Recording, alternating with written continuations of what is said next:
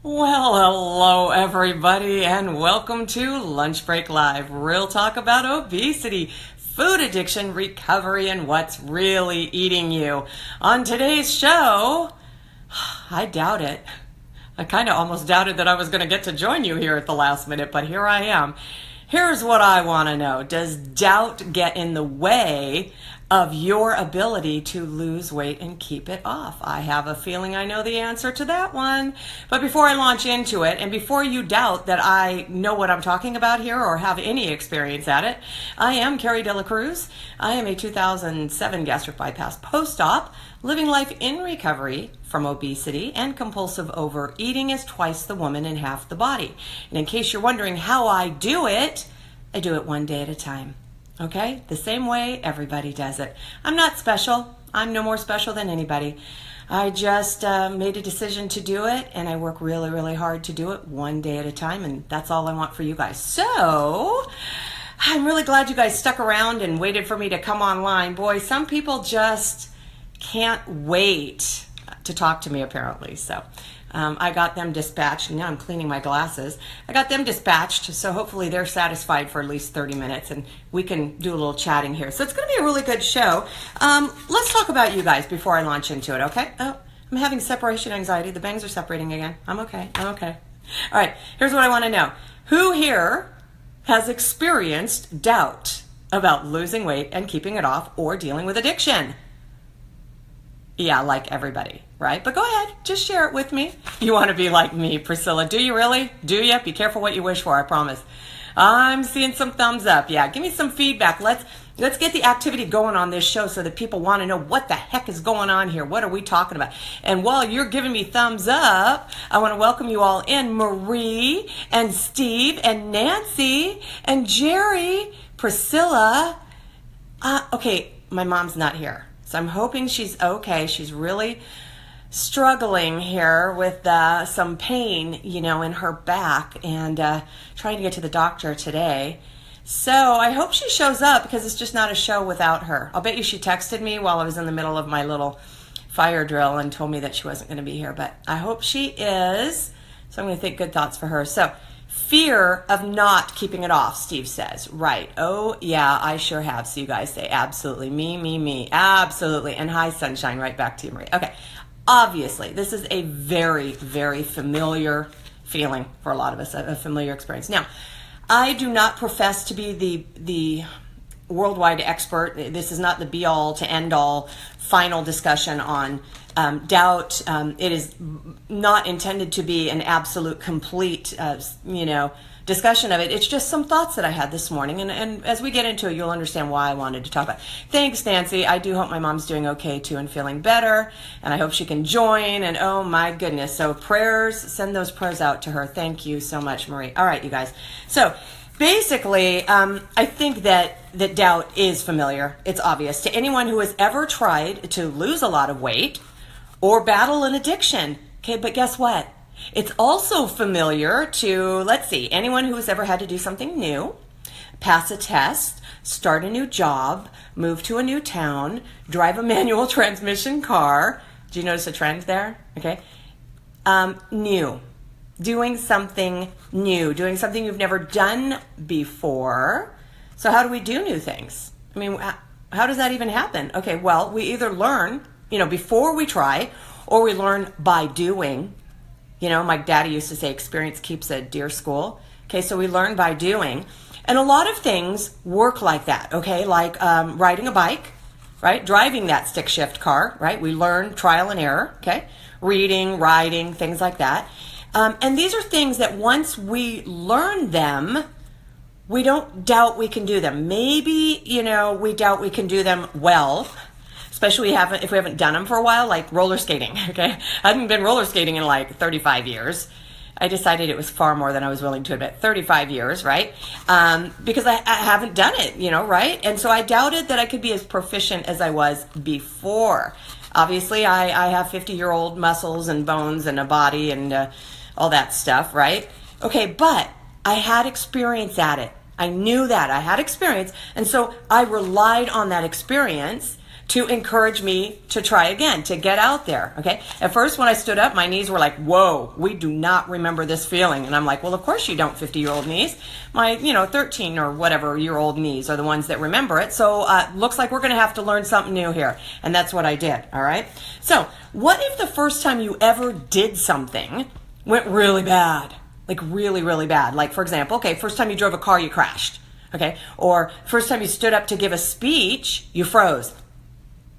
Deer in the headlights, right? Okay.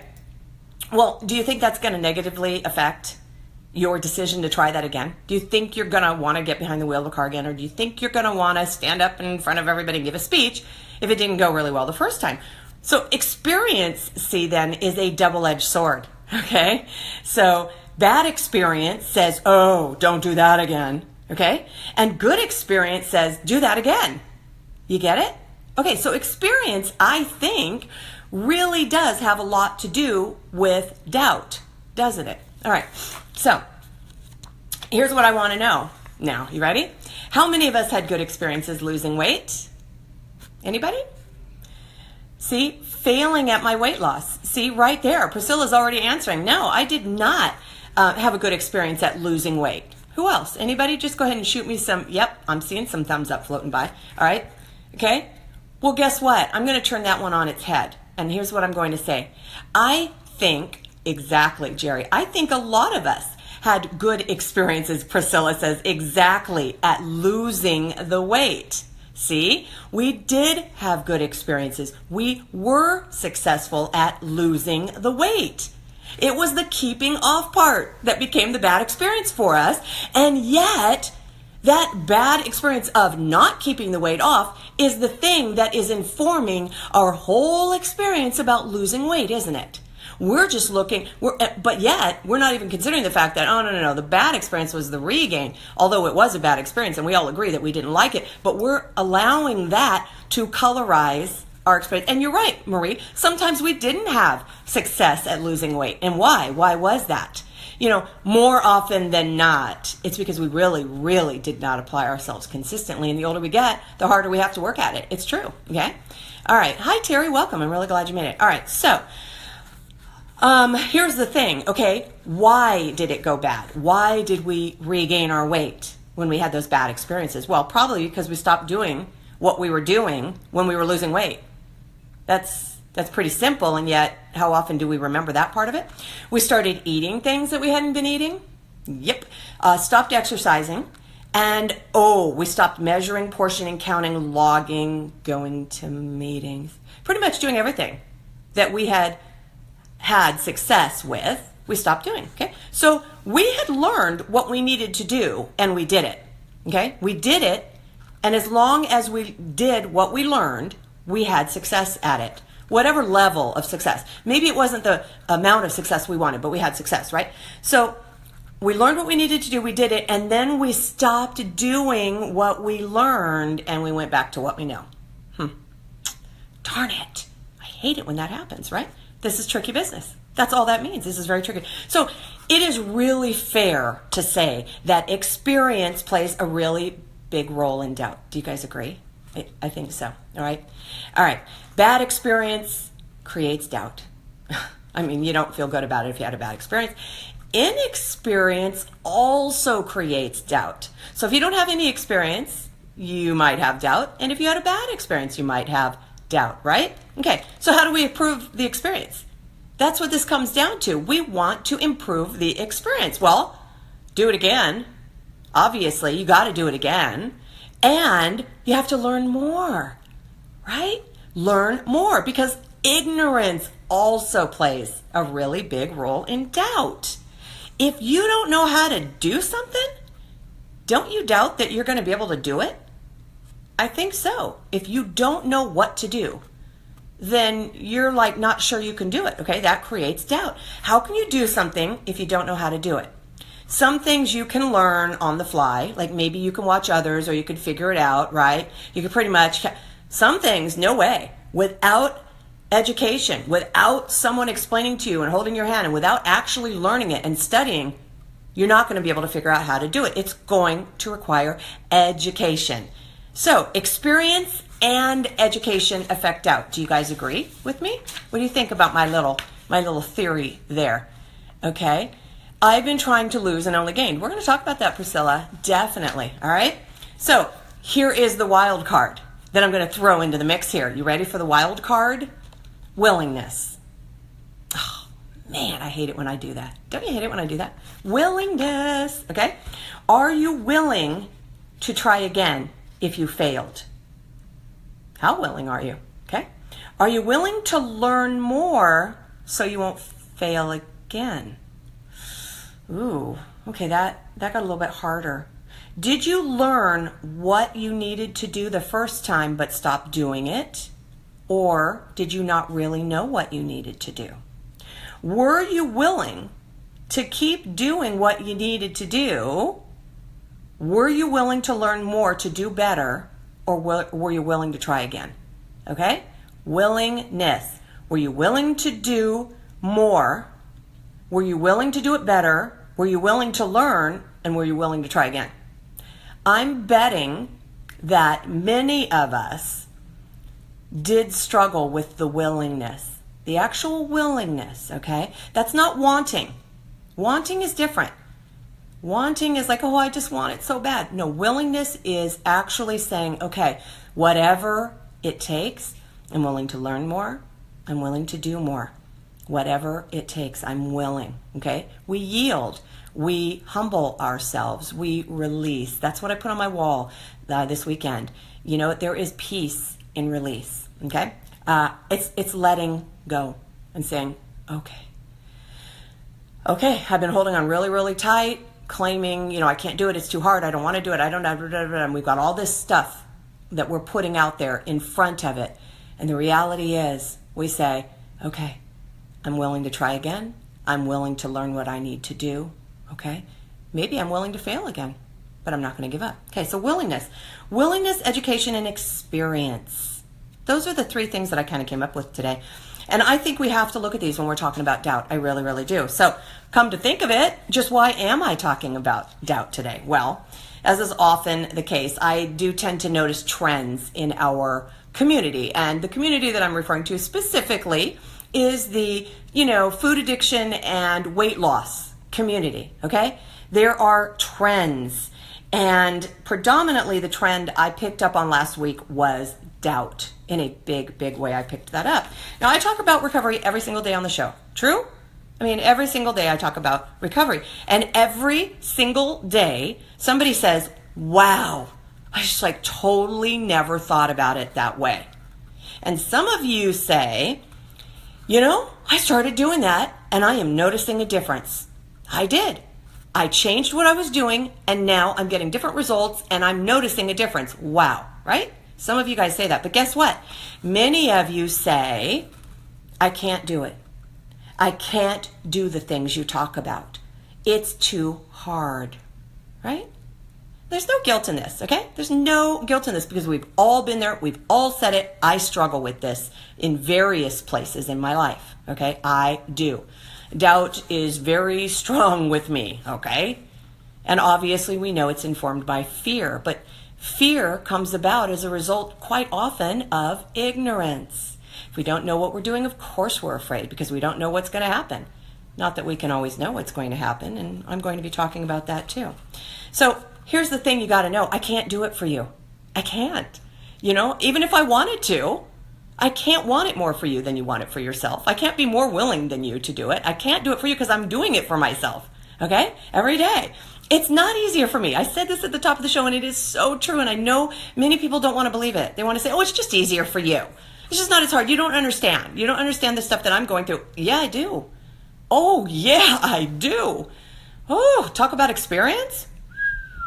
Yeah, I get it. A lot of the stuff that you guys talk about ate me up and I overfed it, and I finally decided I was tired of being eaten up. I was tired of being consumed by it and over consuming because of it. Okay? It was a decision that I made. It was willingness. All right? So granted, you could say it's easier for me. Well, you know what? It becomes less hard the longer I do it. I'm not going to lie about that. But I had to start somewhere. I had to start somewhere. I had to start doing something I had never done before. I am building upon experience and I'm gaining knowledge absolutely every day. It's not as if I got all the answers. It's not as if I know everything. I am learning something new absolutely every day. Each day that I choose recovery and each day that I honor my food abstinence list, okay, that's a day where doubt does not get to be part of the equation. Okay? But I had to start somewhere. I did. I had to decide to be willing, there is that word, okay, to choose recovery. I had to be willing to learn about recovery. I'm sharing with you guys what I learned. You guys are learning about recovery, but I don't know everything there is to know about recovery. There are many other resources on recovery than me, okay? I'm grateful that you've tuned in, and I do hope that you're learning some of the stuff that I'm sharing with you guys, all right? So, but I had to be willing to learn it, just as you guys are willing to learn it because you're here every day, okay? Oh, and then I had to be willing to do what I learned. That's right. I had to be willing to do that. So, all right? So, here's the thing. I had never really understood my disease of obesity. I talked about that this morning on my live on the 405, okay, the promo for the show. I talked about this. I never really understood my disease of obesity. I didn't, okay? So that's why I failed at treating it. Obviously, I focused on the food and I focused on the scale and my weight and the clothes. I completely ignored my attitude. Okay, sure, people say have a positive attitude, but what is it that gets in the way of that positive attitude? Oh, I don't know, what I think and how I feel. But nobody ever talked to me about that. Nobody ever addressed that and said, you know, this is all part of the disease of obesity, all right? It is a mental disease. It is an emotional disease, in addition to that physical part. And guess what? I also completely ignored the importance of my spiritual health. I chose to focus on myself instead. Myself, my sick self. And you know what? When you try to find a cure, you know, by doing the same things over and over and over that made you sick, you don't get well. Okay, you just don't get well.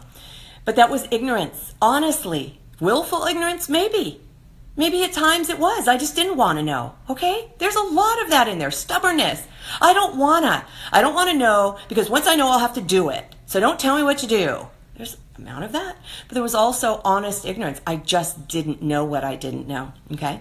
But now that I do know, it's kind of hard to deny it. It really, really is. Not impossible, but it's hard. So that ignorance that I had really fed my negative experiences. Okay, whether it was willful ignorance or whether it was just ignorance, okay, it fed my negative experiences. You know, the experiences of regain. Absolutely, that was the culprit behind it, right? So what's the difference this time with me? Well, obviously, I'd never had bariatric surgery before, so that's kind of different. But more than that, in all of my years, you know, my 45 years, I never realized I had an eating disorder. No way. So I never treated it. Ignorance. I didn't realize it. But once I became aware of the problem, it was up to me to learn more about compulsive overeating. It was up to me to get the support that I needed to go to the OA, Overeaters Anonymous meeting, to get my 12-step book, to work through the 12 steps. It was up to me to learn what I needed to do to be sober and then do it. And that's recovery. Not just knowing it, but actually doing it every single day. So what about you? What about you guys? Well, how many of you say, I can't do it? I can't do it. I can't eat right. I can't say no to pizza or hamburgers or ice cream. You doubt you could do it. I mean, that's really what this is all about. Why? Because your experience tells you that it won't end well, doesn't it? Right? But are you educated? That's the big question here. Do you know what you need to do? Do you understand nutrition? If you don't know what you're supposed to eat, you know what I mean? What's good for you, what you're supposed to be looking at on the label, well, of course you're thinking about food all the time. You're freaking out, but just thinking about it isn't going to help you know. You got to talk to people who know. You've got to learn nutrition. You've got to know what to eat. And don't just look to the left and the right and say, well, somebody said this, so I should do that, and somebody said that, so I should do that, without knowing why. You've got to know why. I hear this one tossed around a lot, okay? I hear this one. Just say no to carbs. No carbs. No carbs. Just cut out the carbs. Kick the carbs to the curb. Why? We need carbs. We need carbs. Complex carbs, not simplex carbs. Not bad carbs, good carbs. Simplex and complex. Healthy and unhealthy carbs. We don't need white flour, processed, refined sugars, do we? Those are simplex carbs that are found in junk foods, in little packages that make all kinds of wonderful noises. Okay? But we do need complex carbs. So when people say low carb, low carb, low carb, are you throwing the baby out with the bathwater? Because protein needs complex carbs to bind together and to actually work to give you energy and fuel. Your body processes it better. So please become knowledgeable and educated on what makes a carb healthy for you and what makes it unhealthy for you. That's very important. If you don't know that stuff, then how do you know what to eat? Are you looking at fats? Are you looking at sugars? I don't know. What's good fat? What's good sodium? What's good sugar? I don't know. You've got to learn, okay? No wonder you're freaking out and don't know what to eat. No wonder you're thinking about it all the time, but thinking harder about it is not going to help you to know more about it, okay? All right. Let's see here. Do you understand how to make healthy food choices? Yeah, it's a tough Monday, guys. Do you understand how to make healthy food choices? If you don't, then you need to learn, don't you? And not just by asking somebody else, okay, who may or may not be educated in this. Go to someone who is educated. That is not me, by the way. I'm not educated in nutrition, okay? I know what works for me.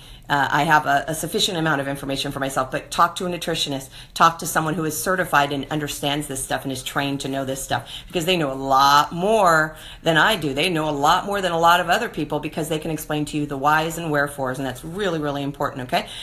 Talk to somebody who knows how to use your body and exercise appropriately and effectively and efficiently for your body. It's not just running harder and faster. Maybe that's not what you need. So talk to people who actually understand that, right? A physical trainer, someone who is trained and knowledgeable in this. Don't just learn it on your own. Learn the whys and wherefores so that you take care of yourself and you're more efficient, okay?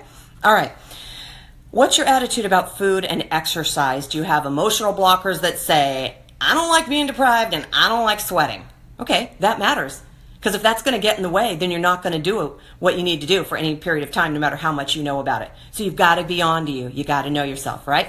You got to learn what's feeding that whole deprivation belief that isn't true. What's feeding that whole I don't like to sweat thing? Chances are, when we're big, we sweat and we can't even help it. And it's just moving, from one room to the other. It's not even exercise. But we sweat and we're mortified. And so sweat has a negative connotation with us. And we're like, I don't want to sweat on purpose because I already sweat when I don't want to. Maybe that's what it is. And so we have to learn. We have to educate ourselves and say, okay, this is a healthy sweat. This is an intentional sweat. This is sweat that I'm doing on purpose, that I can take a shower, afterwards and get off me, okay? The sweat that just happens, okay, I understand. I don't have to love that. But this sweat over here, this sweat's for a purpose. Do you see what I'm saying? That affects how we think and feel about it, all right? You got to learn what's feeding those beliefs. Learn why that's eating you up so you can find ways around it and change your experience, right? Experience. It comes back to experience again, which is the thing that's feeding the doubt, bad experience, inexperience, okay? All right. Educate yourself about yourself, right? You got to be on to you. Are you willing to do this? Not do you want to. Not do you want it. I asked, are you willing to do whatever it takes? Are you willing to do the work? Are you willing to humble yourself and say, I don't get it, but I'm going to go to the people that do, and I'm willing to work hard and learn more so that my experience can be educated, all right? When it comes right down to it, all the experience and education in the world will not matter if you are not willing to try. And if you aren't willing to do something different, then you'll just get more of the same. Because the way I see it, you can keep doing what you're doing. You can. Because you have a lot of experience at it. We all do. You're very knowledgeable about it, and you don't doubt that you can do it. What is it that I'm talking about? Okay, I'm talking about overeating and undermoving. Probably. Okay? You know the menu at the drive-thru by heart. You don't doubt what you're going to order when you go to the fast food place, do you? You know how the food tastes before you even take a bite. You don't doubt that it's going to be good. You know you'll eat the candy in the bottom drawer when you're stressed, don't you? You know. You have no doubt that you will turn to candy. You know you'll eat whatever's not moving too fast to get a fork into because it's there. No doubt, right? What you don't know is what you'll do when you don't stress eat, learn and buy healthy foods, taste new things, or do something different. You don't know that, do you? And in order to do that, you're going to need experience and you're going to need education. So I think maybe perhaps doubt lives in the unknown. You don't know if you can do it. Okay, maybe that's true. But you can learn and you can gain experience and you can get support. Certainly here. You'll always get support here. But again, I can't do it for you, okay? I can encourage you. You can choose recovery one day at a time. I don't know what the next minute holds for anybody. For me, for you, I don't know. But I don't doubt that this minute, the one that I'm in right now, holds recovery for me. What about you?